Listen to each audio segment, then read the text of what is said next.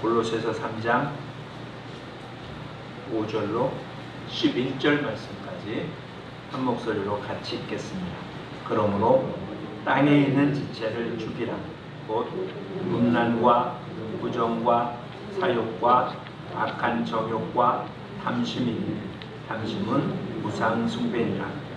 이것들로 말미암아 하나님의 진노가 임하느니라. 너희도 전에 그 가운데 살 때는 그 가운데서 행하였으나 이제는 너희가 이 모든 것을 벗어버리라. 곧 분함과 노여움과 악의와 비방과 너희 입에 부끄러운 말이라. 너희가 서로 거짓말을 하지 말라. 옛사람과 그 행위를 벗어버리고 새 사람을 입었으니 이는 자기를 창조하신 이의 형상을 따라 지식에까지 새롭게 하심을 입은 자니라. 거기에는 헬라인이나 유대인이나 할레파나 무할레파나 야만인이나 수구디아인이나 종이나 자유인이 차별이 있을 수 없나니 오직 그리스도는 만유시요 만유 안에 계시니라. 아멘. 지난주에 우리는 거듭난 우리들의 모습에, 그러므로 우리의 삶의 모습에 땅의 것이 아닌 하늘의 것을 생각해야 되는 모습을 살펴보았었습니다. 그런데 오늘 본문 5절에 또 그러므로 라고 기록이 돼서 이 그러므로가 어디에 붙어야 되는지, 1장 2장에 있었던 교리적인 설명 뒤에 붙는 건지, 아니면 1절부터 5절까지 4절까지 이미 한 번 설명한 것을 더 이어가는 설명인지, 이건 뭐 신학적인 논란에 불구하고요. 우리는 그러므로 어떻게 하라는 것인지에 집중할 수 있기를 원합니다. 얼마 전 이런 말씀을 드린 적이 있었던 걸 기억할 겁니다. 내용은 이런 겁니다. 하나님이 사람을 맨 처음 만들었을 때, 창조했을 때 완전한, 하나님 보시기에 아름다운 그러한 완전체였습니다. 물론 하나님과 같은 존재는 아니지만 하여튼 죄가 없었다, 그와 같은 때는 하나님 보시기에 정말 아름다운 모습이었죠. 근데 범죄함으로 인해서 이 모든 것이 깨어졌습니다. 즉 의라고 하는 것이 존재하지 않는, 선이라는 것은 아무것도 없는, 로마서에 기록한 대로 의인은 없나니 하나도 없는, 머리끝부터 발끝까지 성한 거라고는 하나도 없는 그런 완전한 부패한 인간이 되었습니다. 그게 인생의 모습입니다.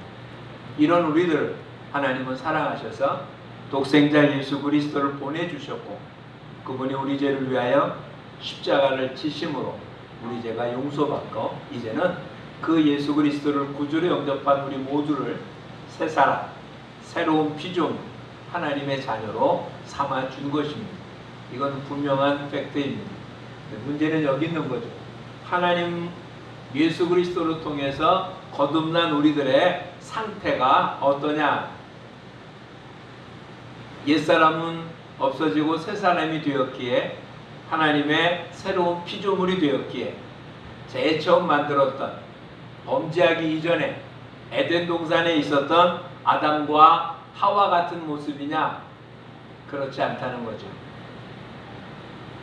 거듭난 우리들의 모습은 범죄한 아담의 속성을 가지고 있는데, 여기에 예수 그리스도의 새로운 생명이 우리 안에 심어져 있는 것입니다. 즉 신분으로는 하나님의 사람인데 우리의 육신은 아직도 옛사람의 모습을 가지고 있는, 그리고 또 우리가 살고 있는 삶의 자리가 천국이 아닌, 하나님의 나라가 아닌, 죄와 불의가 없는 선과 의만 있는 그런 사회가 아닌 그냥 악한 사회 속에 살고 있기에, 우리가 보는 것, 듣는 것, 행하는 모든 것들이 악한 곳에 있어서 악한 것에 물들을 수밖에 없는 세상에 살고 있습니다. 어린 시절 이런 식의 실험을 해본 적은 있었죠. 봉숭아 예, 그 줄기를 꺾어서 예, 까만 잉크에 담아놓으면 줄기에 까만 색깔이 되고 파란 잉크에 담아놓으면 파랗게 되어집니다. 어떤 것을 빨아들이냐에 따라서 색깔이 변하는 거죠. 즉 보고 듣고 행하는 속에 사니까 닮아가는 건 어쩔 수 없는 상황입니다. 그렇죠? 근데 우리는 그렇게 살면 안 된다. 이것이 성경이 우리한테 보여주는 거예요. 하나님의 사람이 됐으니까 됐다. 이게 아니라 하나님의 사람은 이렇게 살아야 된다. 그게 오늘 본문에는 뭐라고 되어 있습니까? 땅의 지체를 죽이라. 땅의 지체가 뭐냐? 음란, 부정, 사욕, 악한 정욕, 탐심. 다시 얘기하면 범죄한 인간.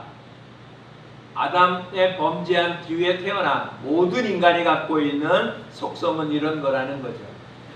그래서 다 죽을 수밖에 없는 존재가 된 것입니다. 이거를 이렇게 표현하고 있어요.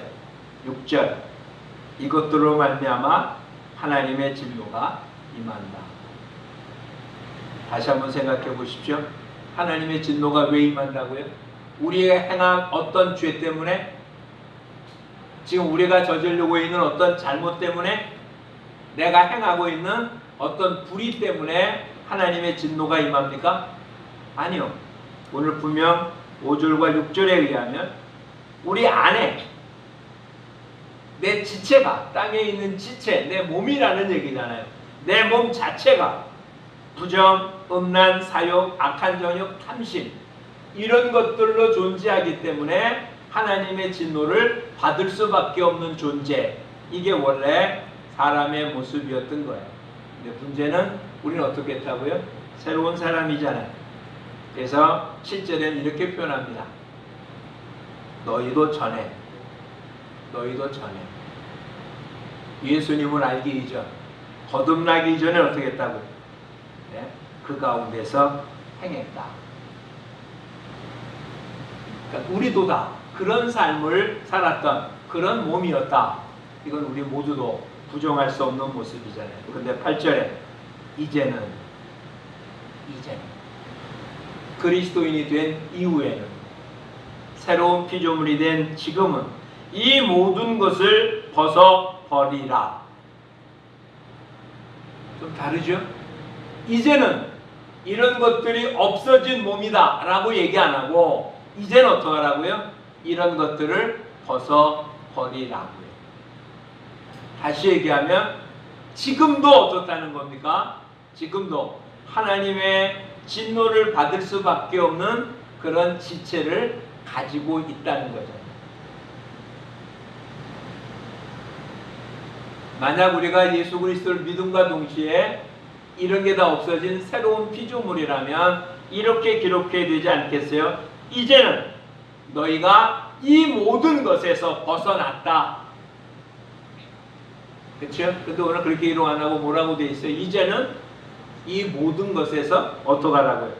이 모든 것을 벗어버리라. 문제는 여기 있습니다. 이게 벗어질 수 있냐는 거예요.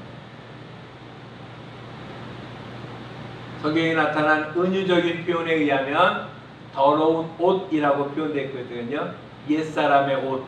옷이라면 벗고 새 옷을 입으면 되잖아요.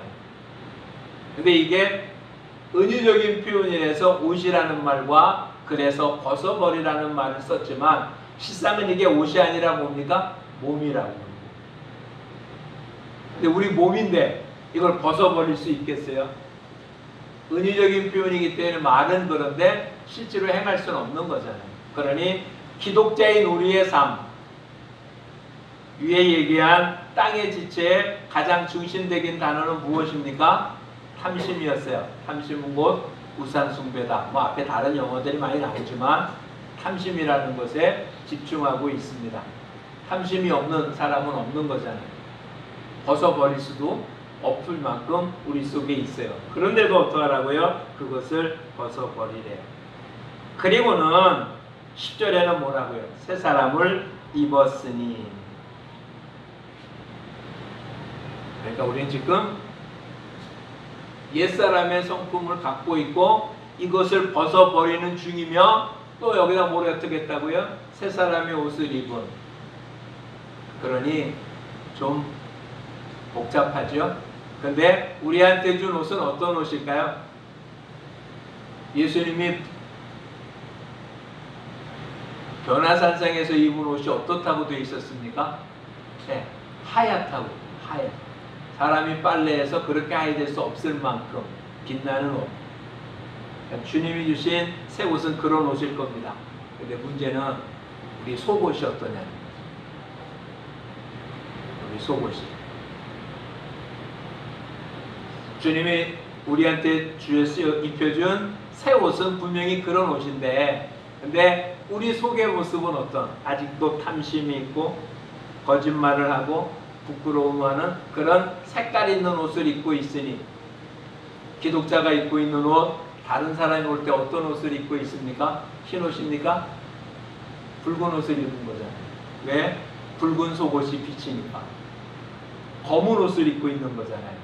검은 속옷이 비치니까. 그쵸?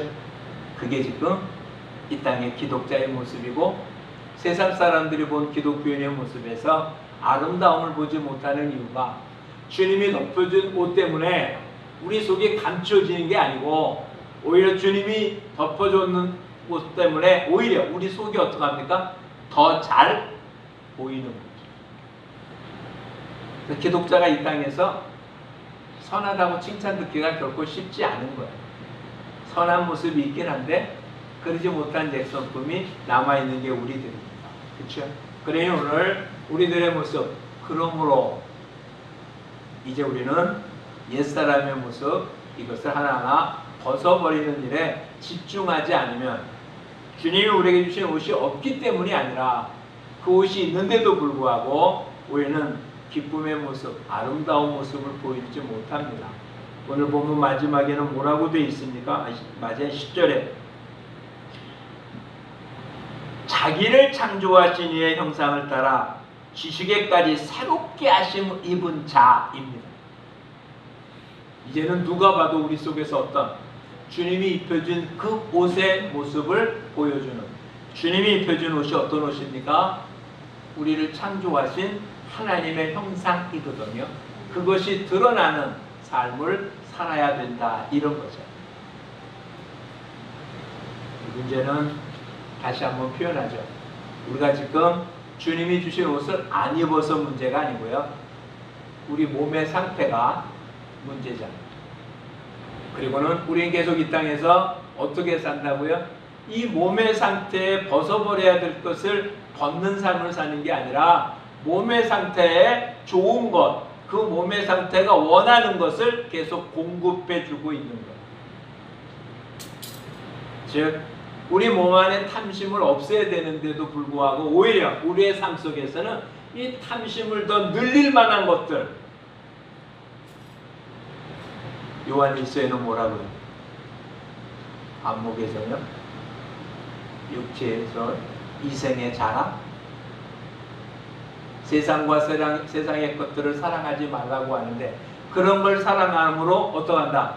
내 육체의 모습들을 점점 키워나가고, 이걸 벗어버리는 게 아니라 오히려 그것을 키워나가는 거예요. 우리 몸 안에는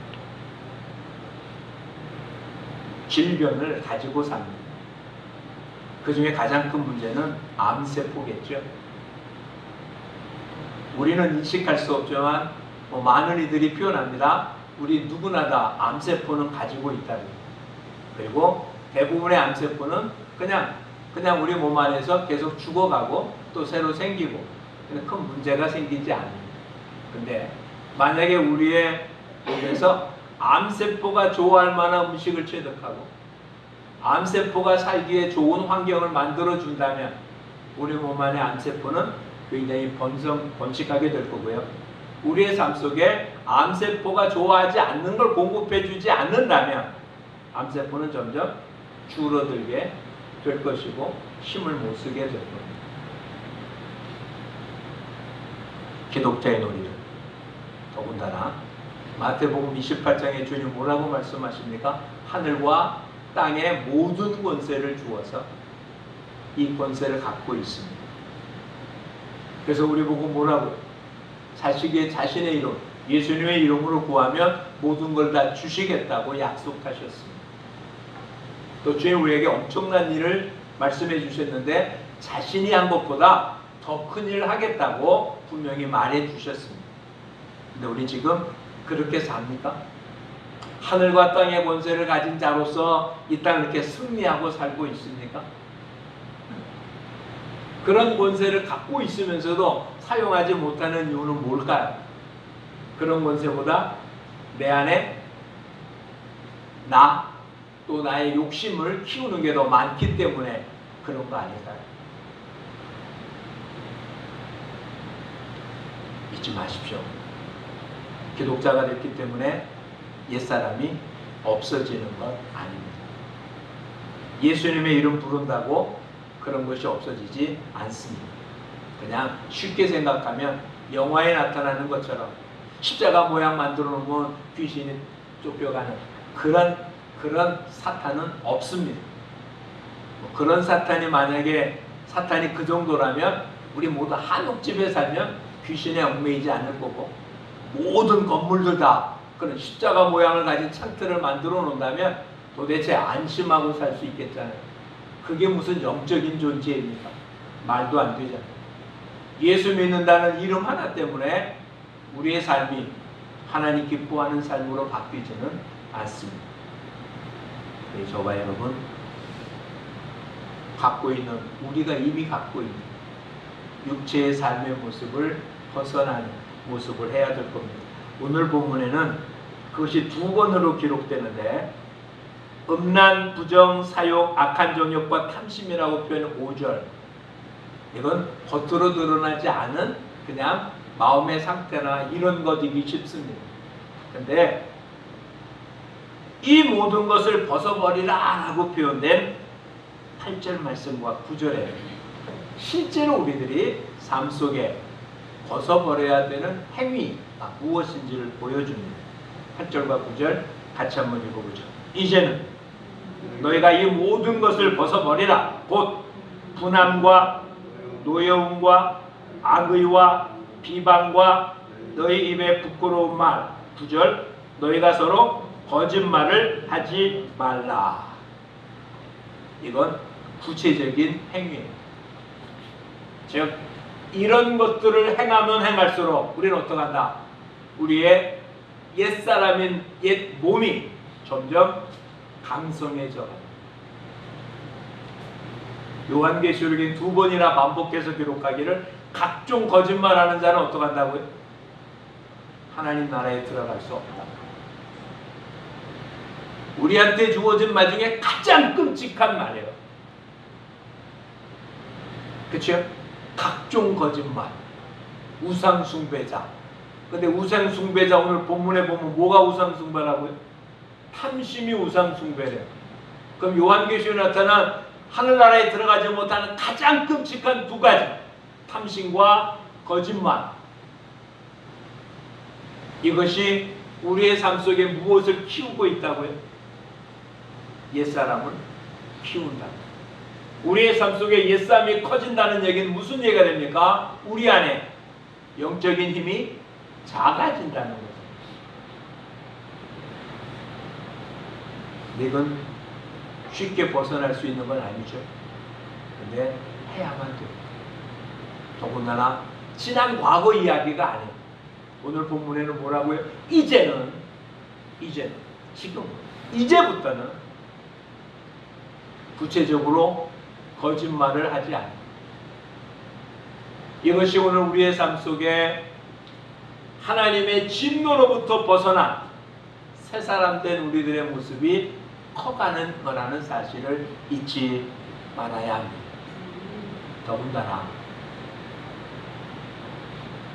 우리의 역사적인 배경에 우리나라는 가까운 요 근래 외적으로부터 침입을 받고 억압을 받던 사회는 거짓말을 죄악시하지 않았습니다. 일제강점기 시절에 일본 사람들한테 거짓말하는 것은 절대로 죄악시하지 않았습니다. 그렇죠? 그래서 우리는 가까운 사람에 대한 고발을 굉장히 꺼려합니다. 그게 사실인데 우리 문화가, 우리의 정서가 그렇습니다. 꼭 나쁘다고만은 볼 수 없어요. 세상적으로만 보면. 근데 거짓말을 안 할 수는 없는 게 우리의 현실이고 그런 상황은 충분히 이해가 됩니다. 문제는 거짓말이 죄라는 사실을 인식하지 못한다면 이건 문제라는 거예요. 죄라고 인식 안 하니까 뭘 안 합니까? 회개를 안 하는 거잖아요. 그걸 무겁게 생각하지 않는 거잖아요. 그걸 할 수밖에 없는 연약한 자기 자신에서 아파하고 괴로워하고 그걸 이기려고 하나님 앞에 힘을 구하는 게 아니라 그와 같은 방법을 써서라도 지금 주어진 문제를 쉽게 해결하려고 하는 것, 양심의 가책을 느끼지 않는 것, 아예 그렇게 한 것에 대한 회개할 생각도 안 하는, 이게 문제라는 거죠. 우리 모두 거짓말하지 말고 삽시다 라고 얘기했다고 거짓말 안 하고 살 수 있겠습니까? 그렇죠? 지금 여러분이 나가서 하는 말이 여러분이 생각하고 있는 말, 생각하는 내용 그대로를 말합니까? 마음은 그렇지 않으면서 말은 다르게 하는 경우가 얼마나 많습니까? 어떻게 보면 거짓이잖아요. 그게 오늘 이 땅에 살고 있는 우리들의 한계이긴 합니다. 근데 문제는 그게 죄라는 사실을 인식하지 못한다면 이건 크나큰 문제라는 거죠.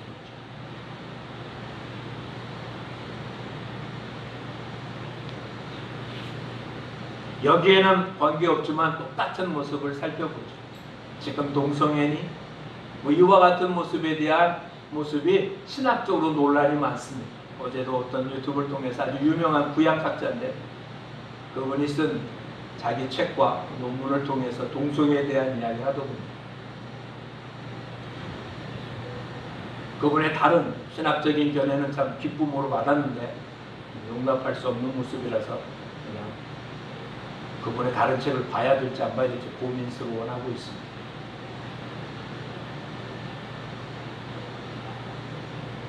이해는 되죠. 그게 그렇게 하려고 하는 모습이 아니면 틀림이 없습니다. 그렇게 행하고 있는 사람들, 그 사람들을 미워할 수는 없습니다. 근데 성경적 근거로 동성애는 분명 죄라는 거예요. 이 율법에 금하고 있기에 죄라는 거죠. 그게 더 특별한 죄는 아니에요. 거짓말하는 거나 훔치는 거나 하는 것보다 더 엄청난 죄다 이렇게 말할 수는 없어요. 겉으로 드러났고 우리가 살고 있는 문화와 달라서 혐오스럽게 보일지는 모르지만 죄라는 개념으로 보면 어느 것보다 더 심한 죄고 그러지는 않습니다. 그렇게 눈에 띄지 않는 죄를 짓지 않는 기독교인이 어디 있습니까? 그런 사람은 예수 믿으면 안 된다는 모습이 어디 있습니까? 말이 안 되잖아요. 그렇죠? 그건 다 이해가 돼요. 문제는 동성애 자체는 죄라는 거죠. 그게 죄라면 어떻게 됩니까? 벗어나야 된다. 근데 어떤 이는 그것이 굉장히 어려울 수 있겠죠. 그렇죠? 자기가 하고 싶은 모습이 아니라 그게 타고난 어떤 성향인지는 모릅니다. 근데 그 성향 자체도 언제 생긴 겁니까? 에덴 동산에서? 아니잖아요. 에덴에서 번제에서 쫓겨난 뒤에 나타난 죄악의 현상이잖아요. 누구는 그 죄에서 벗어나기가 쉬운 사람, 누구는 그 죄에서 벗어나기가 어려운 사람이지 죄에서 벗어나기 어렵기 때문에 그건 죄가 아니다라고 말할 수는 없잖아요. 그러니 잊지 말자. 지금 우리가 해야 될 모습은 지금 새 사람이 됐으니까 죄하고는 상관이 완전하냐 그런 이야기는 아니에요. 죄를 정확하게 인식하자는 거예요. 오늘 나타난 모습을 다시 한번 보십시오. 지금 벗어버리라고 하는 내용을 보십시오. 분함, 노여움, 악의, 비방, 부끄러움. 어떻게 보면 표현을 이렇게 해서 그렇지, 이것이 우리의 행동으로 나타났을 때 우린 이것을 죄라고 인식할 수 있는 걸까요? 안 그래요? 노여웠다고 죄라고 인식할까요? 노여워서 어떤 다른 행동으로 옮기기 전까지는 우린 그것을 죄라고 인식하지 않을 거예요. 여기 노함도 마찬가지 아니겠어요? 비방은 좀 그렇다고 쳐도. 그렇죠? 다시 얘기해 봅시다. 지금 이 문제는 왜 그럴까요? 왜 이런 걸 벗어버려야 돼요? 다시 얘기하면 죄악된 세상에 살고 있기 때문에 우리는 이제는 이런 정도는 죄도 아니라고 생각합니다. 살인이 아니라 죄가 아니다.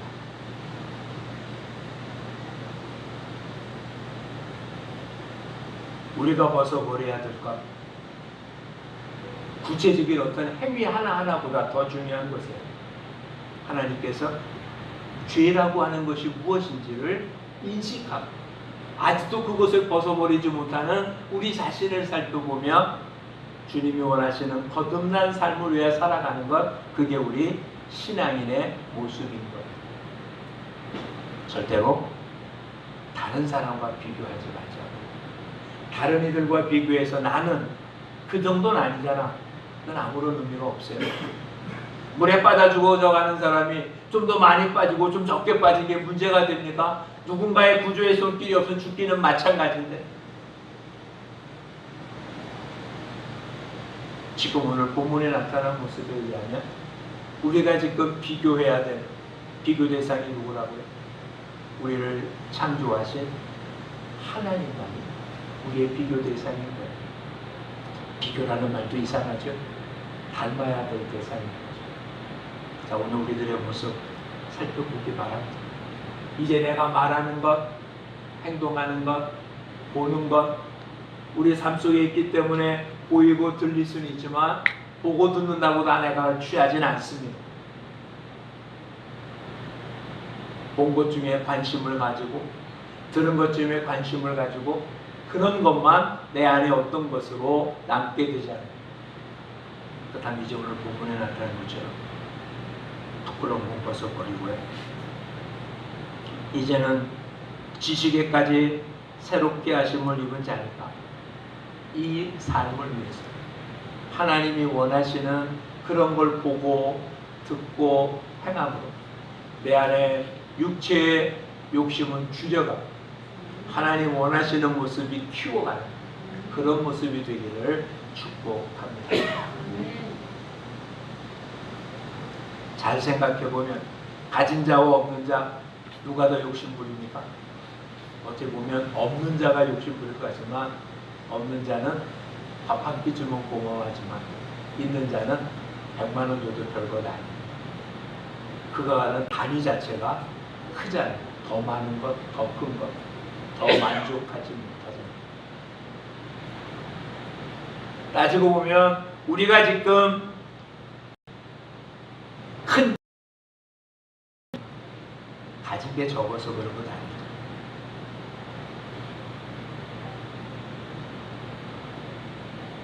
하나님 왜 이렇게 많은 복을 주어서 많은 걸 갖고 있다면 만족할까요?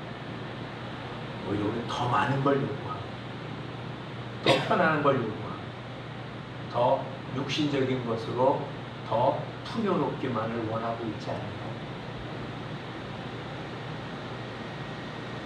다시 한번 우리를 그러므로 땅의 지체를 죽이고 우리가 새롭게 함을 입은 이 모습, 이 모습으로 겉으로 드러난 것이 11절 속에 나타나기를 거기 새 사람이 된 삶 속에는 어떠한 차별도 존재하지 않는다. 그렇죠? 헬라인, 유대인, 할레파, 무할레파, 야만인, 수구디아인, 종, 자유인, 차별이 없다. 지금 이 사회에도 이 얘기가 결코 쉽지 않습니다. 가진 자와 갖지 않은 자가 차별이 없진 않죠. 그렇죠? 근데 이 사회, 이 성경이 기록된 사회, 계급사회에 있던 때 차별이 얼마나 심했겠습니까?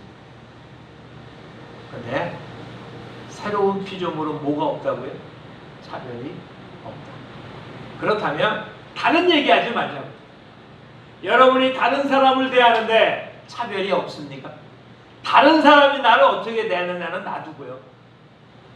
나는 지금 나이 많은 사람, 적은 사람, 나한테 호감이 가는 사람, 나한테 악의를 가진 사람, 나한테 이익이 될 사람, 나한테 손해될 사람, 내가 볼 때 가까이 할 수 있는 사람, 먼 사람, 인종적인 모습들,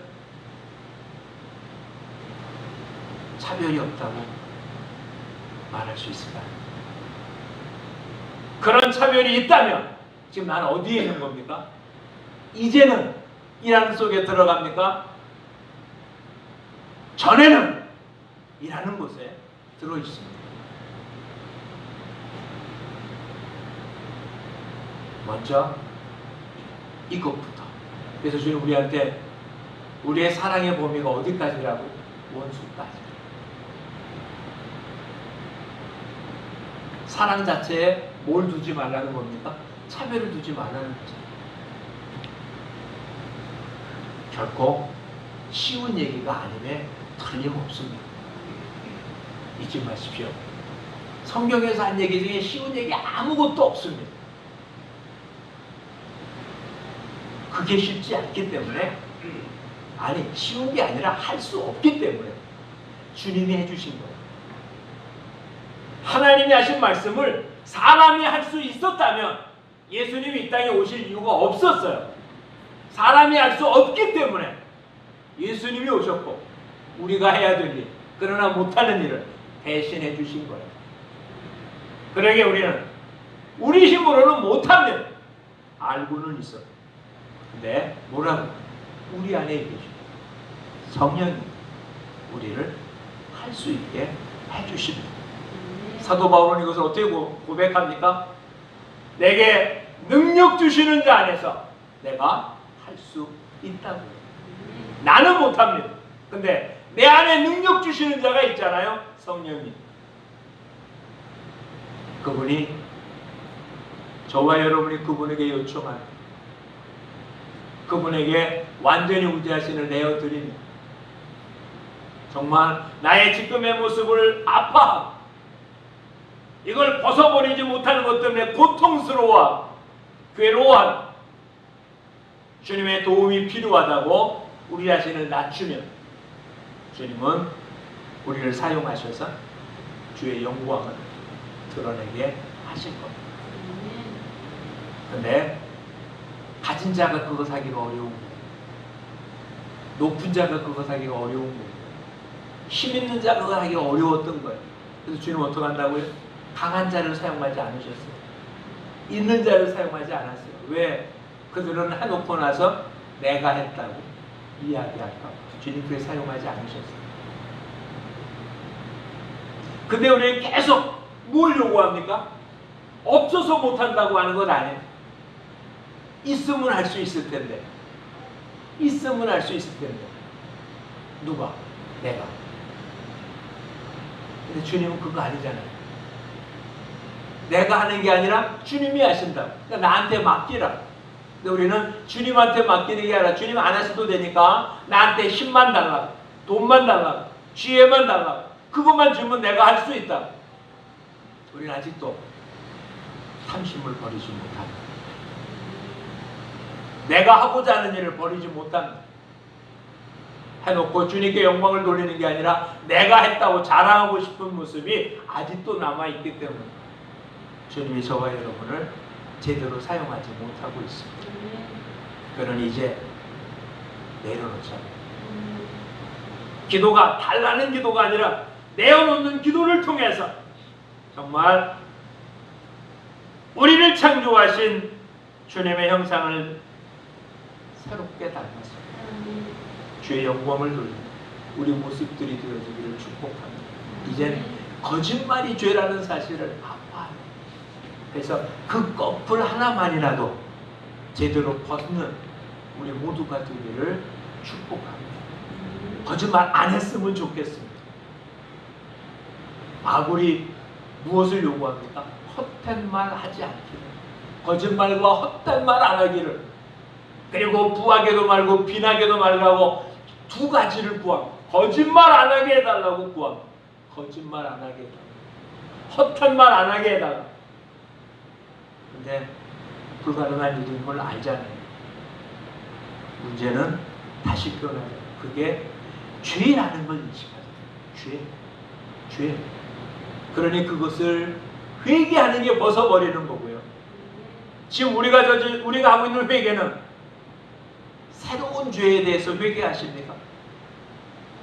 어찌 보면 그런 건 거의 없죠. 우리가 하는 회개는 대부분 했던 것도 반복하고 반복하는 걸 회개하는 거잖아요. 그래서 하나님 앞에 부끄럽고 그런 말 안 하려고 오히려 우리 회개를 못할지도 모르는데, 가장 자주 해야 될 회개 중에 하나가 거짓말 아니다. 두려워하지 말자고. 주님도 아시니까. 거짓말. 또 하나는 뭐라고요? 탐심입니다.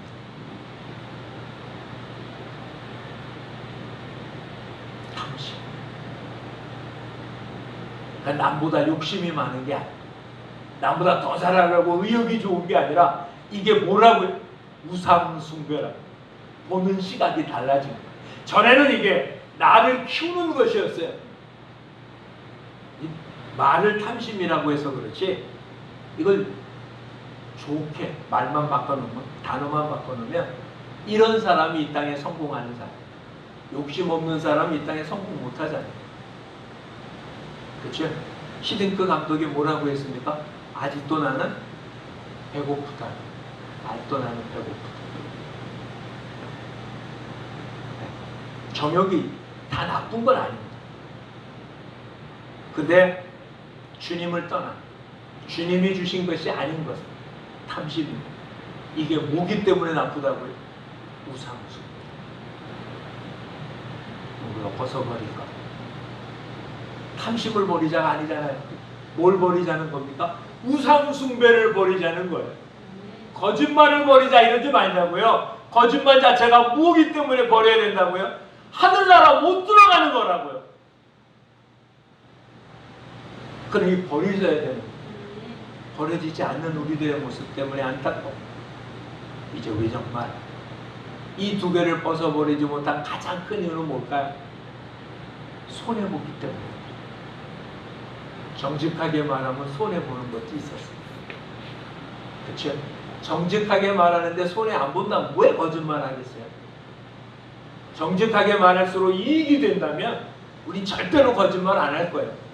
근데 당장은 정직하게 말하면 손해볼 일이 많아요. 그게 우리들의 현실이잖아요. 세상은 그래요. 근데 하늘나라는 안 그렇다. 이 땅의 이익을 보려고 하늘나라는 손해보겠습니까? 탐심과 거짓말은 이 땅에서 이익 보는 행위일지 모르겠어요. 그렇게 사는 사람이 이 땅에 성공할지 모르겠어요. 그런 사람이 이 땅에서 많은 걸 누릴지는 모르겠어요. 근데 하늘나라에서 가장 가난한 자고, 아니면 하늘나라에 들어가지도 못할 자일지도 모르겠어요. 근데 우리는 선택해야 됩니다. 이제 정말 깨끗한 순결, 예수님이 입혀준 이 옷이 그대로 깨끗하게 보일 수 있는 그런 속옷을, 그런 몸을 가진 우리 모두가 되기를 축복합니다. 탐심과 거짓말을 버리고 우리를 지어주신 하나님을 닮아가는 우리 모두가 되어주고, 한 가지 더, 이제는 차별을 두지 않는 그런 마음가짐으로 실천하는 우리 모두가 되었습니다. 우리 주변의 모든 사람들의 천국의 위대함을 보여주는 그러한 삶이 되기를 축복합니다. 기도하겠습니다. 고맙습니다, 주님. 전에는 하나님의 영광을 가리며 죄악된 삶을 살았던 저희들이지만, 주님으로 인하여 구원 얻었지만, 지금도 우리의 성품, 우리의 육신은 옛 모습을 그대로 가지고 이것을 추구하고 살고 있는 모습임을 고백합니다. 여기에 필요한 양분을 계속 공급하고 오히려 하나님 허락하시는 새 생명을 키우는 게 아니라 옛 성향을 더 키워왔던 저희들을 고백하고 이제는 탐심과 거짓말, 차별을 이제 점점 벗어버리고 우리 안에 옛 성품을 줄여가 주님 주신 새 성향, 창조주의 거룩하심을 닮아 지혜까지 새로워지, 지식에까지 새로워지 새 사람의 모습을 갖추는 우리 모두가 되게 하옵소서. 거짓이 죄라는 사실, 그것도 주님이 계시록에서 2번이나 반복한 하늘나라에 들어오지 못한다고 못 박은 엄청난 죄라는 사실을 인식하게 하죠. 탐심이 우상숭배라는 사실을 인식하고 두렵고 떨림으로 매 순간의 삶을 살아가는 우리 모두가 되게 하옵소서.